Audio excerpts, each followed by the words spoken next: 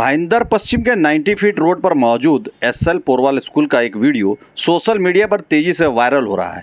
Viral video में school के अंदर कुछ अभिभावक हंगामा करते और स्कूल के स्टाफ के साथ हाथापाई करते नजर आ रहे हैं। इसके साथ ही भारी तादाद में अभिभावक और स्कूल के छोटे बच्चे स्कूल के बाहर और अंदर खड़े नजर आ रहे हैं। इस मामले में जब हमने स्कूल की प्रिंसिपल से जानकारी हासिल की तो उन्होंने विस्तार से इस पूरे घटनाक्रम की जानकारी हमें दी। सर, बच्चों को एक्चुअली टाइम दिया गया था। एग्ज़ाम जैसे चल रहे हैं, हमारी परीक्षा चल रही है, हमने उनको टाइमिंग दिए हुए थे। और जो मैंने बाद में वीडियो में जो देखा, मैंने देखा कि पेरेंट्स शायद बिफोर टाइम आ जाते हैं, खड़े हो जाते हैं, वो नॉर्मल बात है। और बस 7 मिनट जल्दी आ गई थी तो बस को पहले अंदर लिया। तो इतने में जब बस अंदर आई तो पेरेंट्स ने दरवाज़ा को पकड़ लिया। और जब हम बच्चों को अलाउ करने वाले थे उनके बाद में उन्होंने दरवाज़ा पकड़ लिया और उन्होंने कहा हमारे बच्चे अब अंदर नहीं जाएंगे। और उन्होंने दरवाज़ा बंद पकड़ के, उससे पहले ही 2 आदमी अंदर घुस चुके थे फोर्सफुली, और उन्होंने हंगामा करना शुरू किया और कह दिया अब हमारे बच्चे नहीं आएंगे, ऐसा अनाउंसमेंट शुरू किया।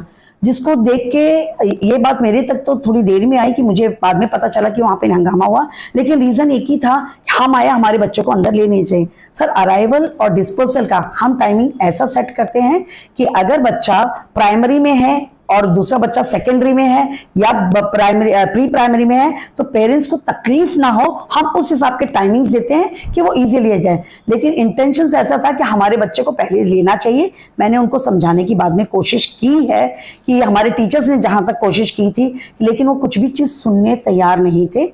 उन्होंने फोर्सफुली लिया। कुछ देरों में मैंने टीम नीचे भेजी, उनको समझाने की कोशिश की।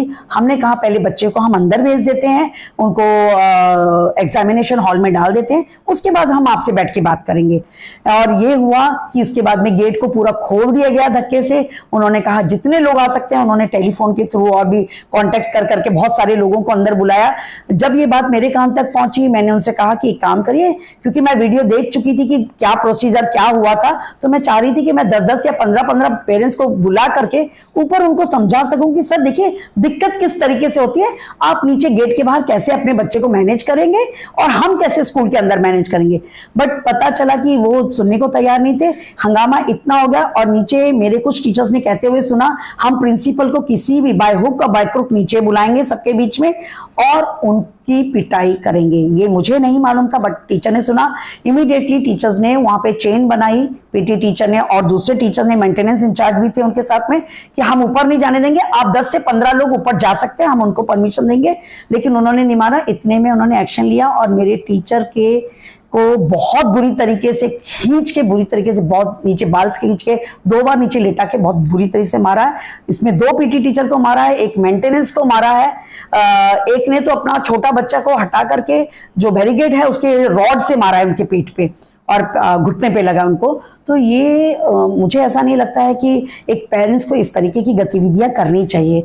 अगर बच्चे लेट होते हैं या जो भी है, जो भी दिक्कत थी, अगर मैंने बुलाया था उनको 10-10, 15-15 आए तो हम बैठ के इस चीज को आसानी से सॉल्व कर सकते थे।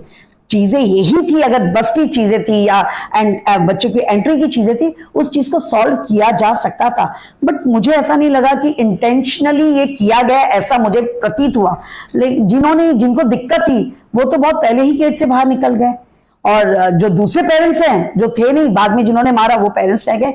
मैंने उनसे जब बात अपने नीचे जाके जब मैंने की है बात उनसे पुलिस की मौजूदगी में, तब मुझे पता बात उनकी गेट की लेट होने की बात नहीं थी, क्योंकि उन्होंने कहा कि मेरा बच्चा बस के नीचे आ जाता, एक जनों ने कहा। तो मैंने कहा सर आपका बच्चा, इतना हम ध्यान देते हैं कि किसी का बच्चा नीचे ना आए, अगर ऐसी गलती भी हुई तो हम और ध्यान देंगे।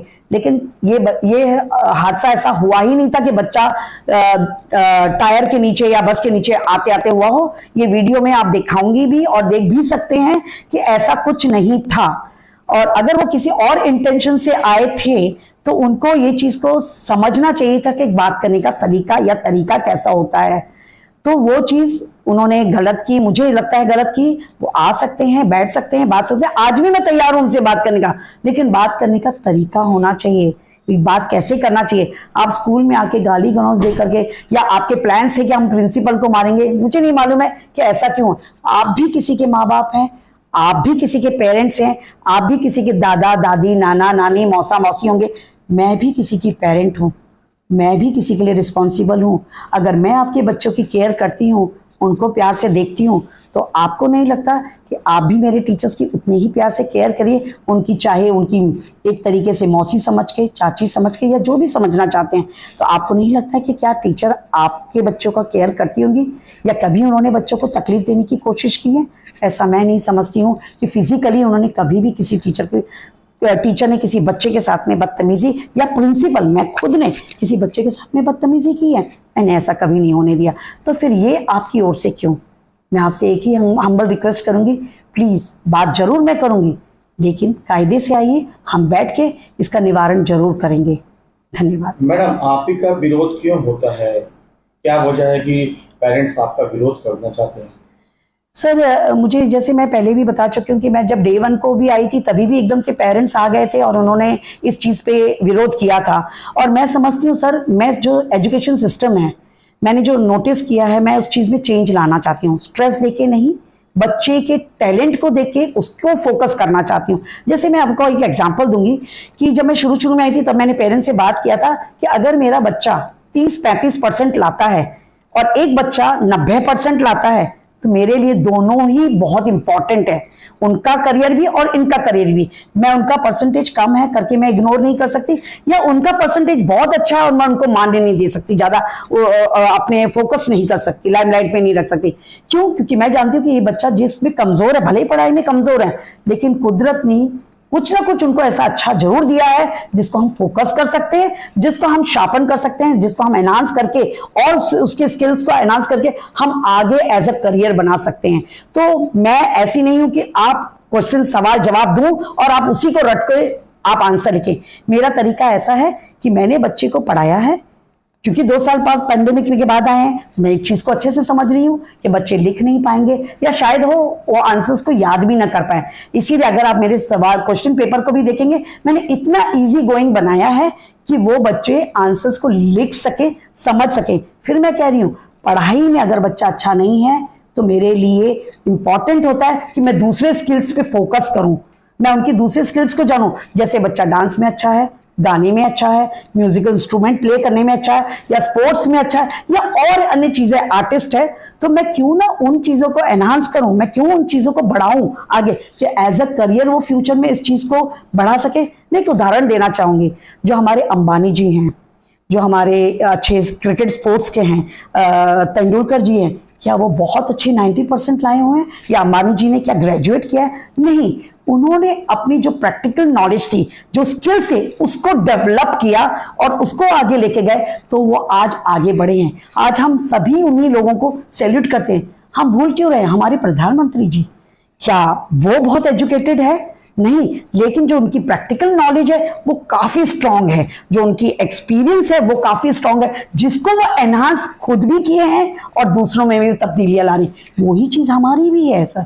हम टीचर्स को कभी नहीं कहते हैं कि हमको बच्चे का परसेंटेज को देके आगे बढ़ाना है, वही बच्चे को आगे माइक के आगे रखना। आप अगर देखेंगे तो हर छोटे बच्चे, बड़े बच्चे को रोल नंबर वाइज उनको मैं असेंबली भी करने देती हूँ, उनको प्रोग्राम में भी लेती हूँ, और मैं चाहती हूँ कि मैं ऐसे ऐसे अलग अलग बच्चों को लूँ, अलग अलग स्किल्स को देखूँ, और मैं उनके पेरेंट्स से 1-to-1 बात करके उनको कैसे हम डेवलप कर सकते हैं, उस चीज के आगे मैं अग्रसर हूँ और उसी चीज को मैं आगे करती रहूंगी। मैम, जो कल का जो हादसा है वो ऐसा लग रहा है कि जो पेरेंट्स होते हैं उनके ऊपर कहीं ना कहीं जो एग्जाम में जो परसेंट वो आते हैं, परसेंटेज मार्क्स होते हैं, उसके ऊपर में उनका ट्रेस रहता है। वो बच्चे के दूसरे गुणों को नहीं देखना चाहते, आप उसको देख रहे हैं, इस वजह से उनके अंदर कहीं नाराजगी है क्या? सर देखिए, मैंने जैसे आपसे कहा पहले भी कि मैं बिल्कुल भी बच्चे पे किसी भी तरीके का स्ट्रेस नहीं देना चाहती हूँ। अगर आप मेरे टाइम टेबल को भी देखेंगे, मैंने टाइम टेबल में 40-40 मिनट का पीरियड बनाया, जिससे कि बैग का बोझ ना बढ़े।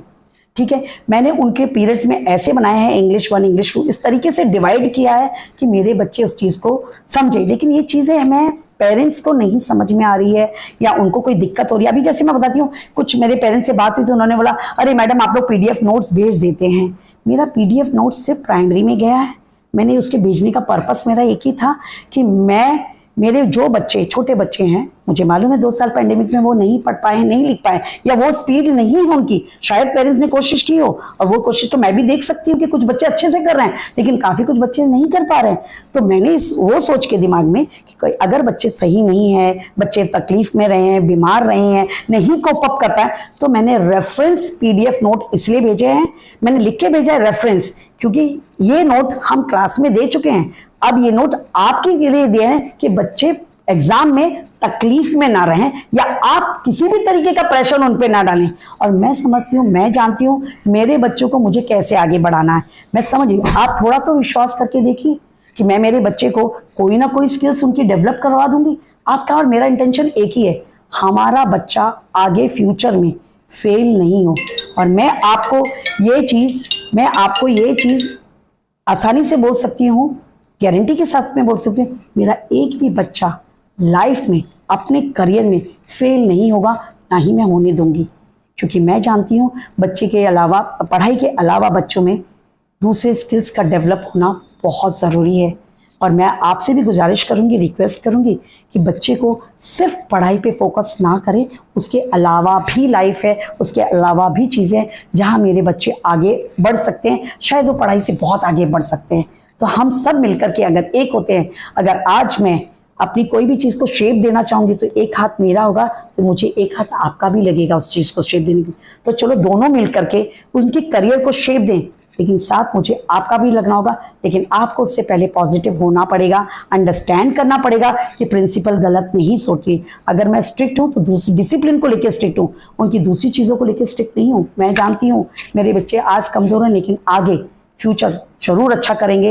ये मैं आपसे दे रही हूँ, मुझे कुछ साल दीजिए, मैं बताती हूँ। आपके बच्चे जो आज मेरे 10th स्टैंडर्ड के बच्चे हैं, वो बहुत प्यार से मेरे पास में आते हैं और सारी चीज़ें डिस्कस करके मुझसे जाते हैं। मुझे बहुत अच्छा लगता है। मैं चाहती हूँ सारे बच्चे इसी तरीके से और मेरे सारे पेरेंट्स इसी तरीके से आए और मुझसे डिस्कस करें।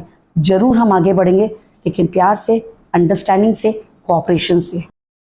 पेरेंट्स सडनली गेट से अंदर आए, हमने मेन दरवाजा बंद किया था, तो हम उधर ब्लॉक करने के लिए पेरेंट्स को हमने बोला कि 15-15 का ग्रुप बनाओ, हम आपको प्रिंसिपल मैम से मिलने के लिए देंगे। लेकिन पेरेंट्स सुनने के लिए तैयार नहीं थे। मैं और दूसरी PE टीचर हमने गेट पे रुके थे, तो सडनली सब पेरेंट्स, मेल फीमेल सब आए, हमको खींच के बाजू में किया। एक पेरेंट्स तो बैरिकेड लेके हमको मतलब दरवाजे पे कोई था, सबको बाजू में करें, बैरिकेड से तोड़ेंगे, मारेंगे, ऐसे बोल रहे थे सब। मुझे तो खींच के बाजू में लिया उन्होंने। जब वो लोग आए थे तो किस तरह की बात हुई थी, क्या नाराजगी थी उनका? ये है कि प्रिंसिपल से बात करनी है, सुब्रमण्यम सर से बात करनी है, यही चल रहा था। हमको मिलना है। कितने लोग? जो भी मिलने नहीं देगा उनको हम साइड में करके जाएंगे। आप लोगों ने जब मारामारी कितने लोगों को चोट लगी है? हमारे 3 टीचर्स को। प्रिंसिपल से घटनाक्रम पर मिली जानकारी के बाद जब हमने स्कूल के बाहर मौजूद कुछ अभिभावकों से स्कूल परिसर में हंगामा करने वालों के विषय में जानकारी हासिल की, तो कुछ ने घटना की निंदा की, तो कुछ लोगों ने अपनी राय देने से इनकार कर दिया। पेरेंट्स ने जो किया वो गलत था। मैंने उनसे बहुत रोका था, मैं उस वायलेंस के खिलाफ था, लेकिन पेरेंट्स थोड़ी ज़्यादा हाइपर हो चुकी थी। इसके लिए उनको रोकने की बहुत कोशिश की, लेकिन वो जब तक एक को संभालूं जब तक दूसरा छूट चुका था, लेकिन फिर भी उसको कंट्रोल करने की हुआ नहीं। वायरल हुए वीडियो पर स्कूल के प्रिंसिपल और अभिभावकों से मिली जानकारी के बाद कहा जा सकता है कि स्कूल में हंगामा करने वाले कुछ अभिभावकों और स्कूल मैनेजमेंट के बीच कम्युनिकेशन गैप एक मुख्य वजह नजर आ रही है। तो वहीं दूसरी तरफ कुछ एक अभिभावक द्वेष भावना से मामले को तूल देकर एक सोची समझी साजिश के तहत स्कूल में हंगामा करना चाहते थे। अब स्कूल मैनेजमेंट की यह जिम्मेदारी बनती है कि वो अभिभावकों से निरंतर बात कर उन दुविधाओं को दूर करे और उसके साथ ही उन लोगों के खिलाफ भी कड़ी कानूनी कार्रवाई करे जो अपनी निजी द्वेष निकालने के लिए स्कूल का माहौल खराब करने में लगे हुए हैं।